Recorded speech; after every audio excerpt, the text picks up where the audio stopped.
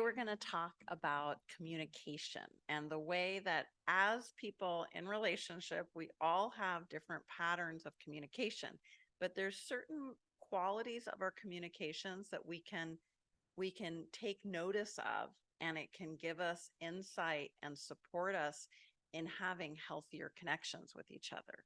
So what we're going to focus on today is offers, blocks, and recoveries. So let's start with what is an offer. We make offers to each other all the time without recognizing that they're an offer. So an offer might be, I'd love to go out to lunch with you today, honey. Pretty clear, right? You get it. I'm offering time together. I'm offering a shared experience. And it's a straightforward offer. Now, another kind of offer might be a little more under the radar, a little more subtle. And that might be like, gosh, I'm hungry. Oh, I'm wondering if that vegetarian place is open on Mondays. So I've made an indirect offer. My partner might be like, are they asking to go out to lunch with me? Now let's look at a really trickster offer. There's trickster offers too.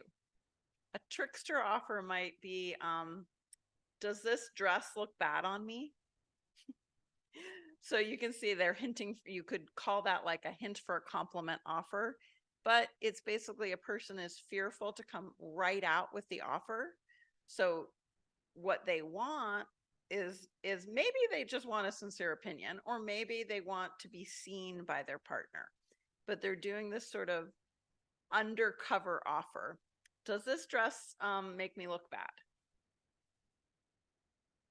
It's a call for attention, right? That's an offer that's asking for attention.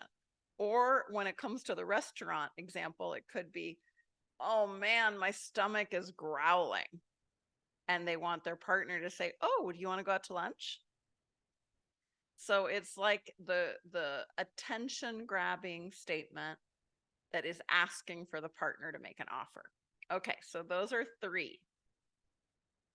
Can you think of a way that you generally make offers? So you're getting insight and awareness about yourself. Pause the video and write down a way that you typically make an offer. Are you more the straightforward type? Are you more the little like, I'm going to hint at it? Are you the really covert type, like, I'm going to make a big statement and see what they do, kind of testing your partner a little bit? Maybe you're all three. All of us are usually in some way, in some relationships, all three, and that's okay too. We're getting insightful. So the reason we learn about offers is one, to be more empowered to make offers.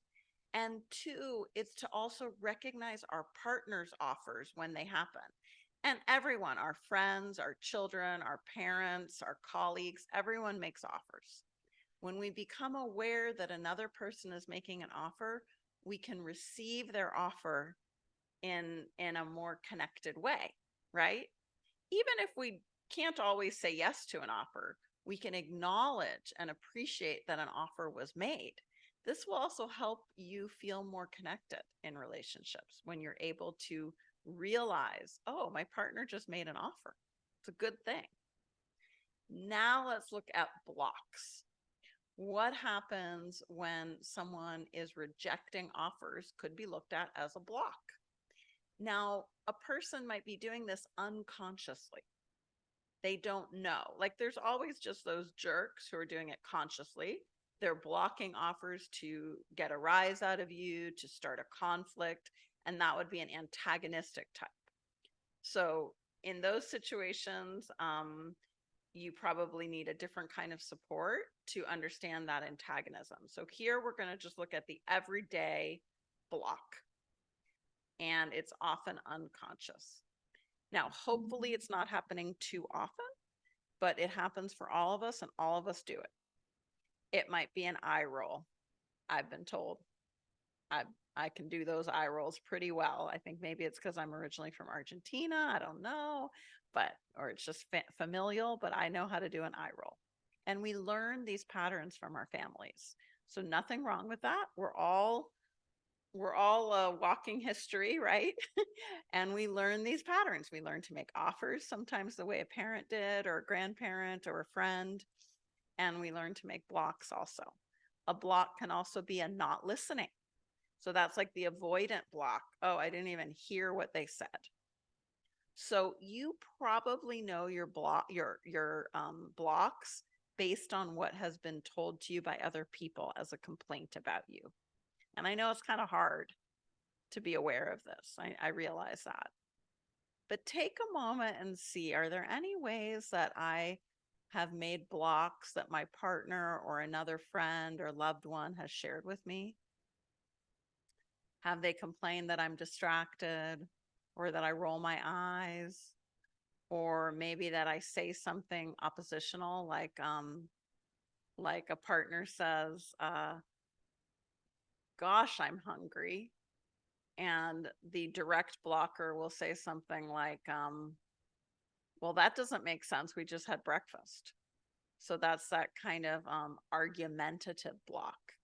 Now we can do that once in a while, and we're just human, and we learn to work with that and change that pattern to be more compassionate and to be more flexible and empathic, to take in the other person's point of view, that they have a body that has their own hunger schedule, and it's not for us to judge that. Or that could be chronic, and it would be a sign, wow, I've got some heavier lifting to do here. I've got somewhat of a argumentative, antagonistic style of communication. And that's okay. Becoming aware is the first step. Clarity shines light on any situation so it can receive more healing. So how do you block offers? Does anything come to mind?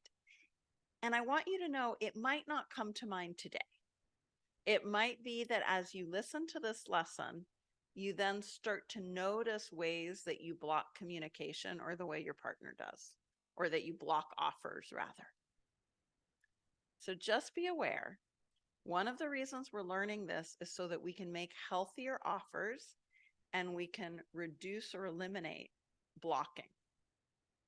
And also so that as a couple, we can talk about this. We can create that mutual exchange of information. And this leads to less defensiveness, needing to defend our point of view, our territory, and more openness. And everyone knows, just do that defense block. I'm defending, get really big and tough and armored. Doesn't really feel very good, does it? What is it like when you do that?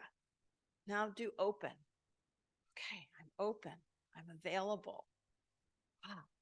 There's a quality of love in that openness. And that's what the offer is about. It's that quality of opening up and love and expansion, connection, room for the heartstrings to be in relationship. Whereas the block is, I'm ready for a fight. I'm positioning to defend, to throw back any negativity, any threat, right? It's an armored stance. It does not lead to connection and love. When we become aware, I'm armoring, we can shake it off, literally shake it off, laugh it off, and make a recovery. So now let's talk about what a recovery is. So let's say we catch ourselves saying something a little nasty, like, funny that you're hungry, it's only 10 and we ate breakfast at 9.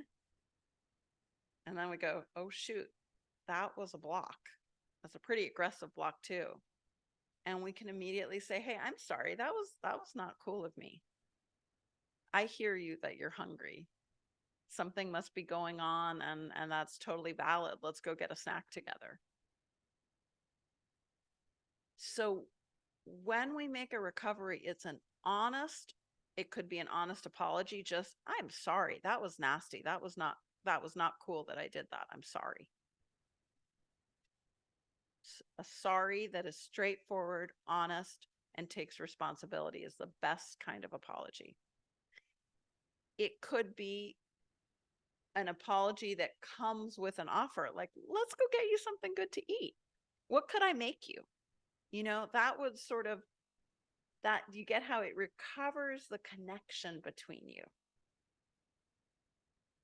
Now, what about when a person is in a dynamic with their partner where they're making those more discreet under the radar offers, like instead of saying I'd like to be intimate tonight, they say, oh, I just want to go to bed early. And you're supposed to be a mind reader about what that means. It can be a little frustrating, and that might lead to some blocks. But instead you can go, oh man, were they just making an offer? I learned about this offer thing. Is that their style? And you can go to them and say, you know, when you said you were tired, did you mean that you want to be together in bed? Did you want to make love? Did you want to hold each other? You can ask, what's the worst that can happen? They can say, no, I was just tired. And you say, okay. So this takes courage to do this kind of work. But when you understand this, it gives you the courage. Clarity provides courage. And when we're clear, we have more room for finding out more, for talking to each other, for really communicating. Now, recoveries can also be lighthearted. They can be making a joke that is shared, laughter that's appreciated. They can also be a recovery can be about bringing in a value. So let's say you're with your partner and there's no real clear offer block going on dynamic, but you feel that there's a tension. You've been talking about money, let's say, and there's a sort of tension you feel in your body, and you notice it sort of in the air between you. You can go, oh man, you know, I'm really feeling tense, and I I wanted just to bring up how we did that amazing work together about our relationship values. So I want you to know I'm just going to focus for a minute on that relationship value of whatever it is, you know, shared laughter, and ask your partner if they're willing to do that too. Let's just remember that shared value for a moment. And that shared value has a way of kind of clearing the space from the tension. So that shared value is a recovery. Another one is you can decide on what recoveries work. So we usually have a returning type of trigger for ourselves. So like for me, it's fear, and my fear wants comfort. So I don't know what it is for you, but if you know what it is, see what it needs. What's the antidote? And how do you recover for yourself? So whatever your partner's doing or not doing, sometimes is the case, what do you tell yourself to create that self recovery? And then what can you ask them? Can you ask them for words of reassurance, or let them know, you know, I may sound like I'm blocking you or being rejecting, but I realize what I'm really wanting is comfort. Could you give me a hug? And that's a very loving way to recover from a difficult trigger. So recoveries are multifaceted like a diamond. There's so many different recoveries we can do.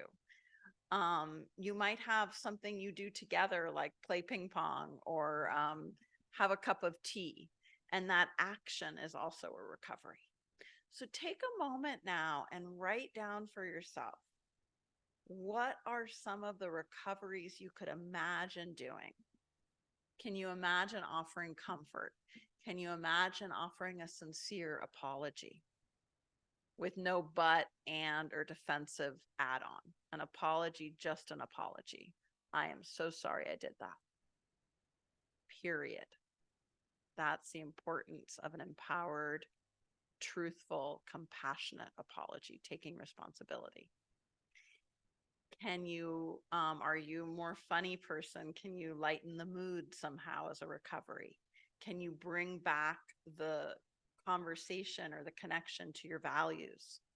Can you lean into your emotional, relational strengths? Can you comfort yourself or give yourself what you need? Maybe it's strength, maybe it's courage. Can you ask your partner for a loving gesture that helps you and helps the connection and communication between the two of you? So pause the video and write down what works for you as a recovery, what you want to try. So you have done a great job today. This is a big one.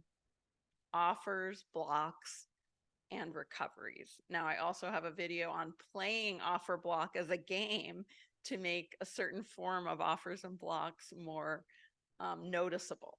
Because what we're doing here is we are learning to notice these common patterns in us, how they live. And when we notice them, we can make conscious, aware decisions to change that pattern. If we don't notice the pattern, it just keeps going on. But if we notice it and we take time also, how do I make a loving offer? And while there are toxic blocks, there's also loving blocks. And that would be a loving, I can't do that right now, but I really want to. Let's see if we can go out later today. That would be a loving boundary setting, right? So that would be the healthy side of the block. It's okay to set boundaries. And we'll have another lesson on healthy boundaries and what those mean and how we can empower them and how boundaries protect us. So be well, and I hope you're attuned to these offers, blocks, and recoveries, and see if you can journal this week about any times during the day that you notice an offer, a block, or a recovery. And if you notice at the end of the day, let's say that you blocked your partner in some way, decide on a recovery you'll make tomorrow. Decide on saying to your partner, I am sorry, and making an offer. Okay. Bringing in that recovery value, that recovery strength of yours in relationship. And I hope this helps you feel that empowered, loving self that you are and that you bring into your relationship.